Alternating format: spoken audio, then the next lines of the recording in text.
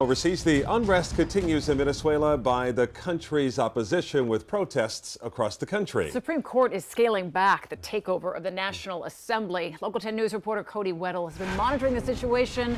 He's live tonight in Caracas. Cody. Yeah, even though the court has revoked that decision, clashes continue today between pro-government groups and opposition lawmakers.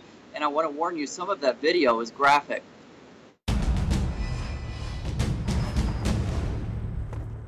Embattled President Nicolás Maduro starts the week with more international pressure. Sobre la Asamblea Nacional. The Mercosur trading bloc announcing that it has applied its democratic clause against the country. Venezuela remains suspended from the group. The announcement coming after raucous protests Saturday over the Supreme Court's decision to strip the country's legislature of its powers. Bowing to pressure, the court's later revoking that order. During more flash protests today, seen in these images from channel NTN 24, an opposition deputy severely injured, attacked, he says, by pro-government groups, rushed to the emergency room for stitches. But Maduro perhaps breathing a sigh of relief today as well.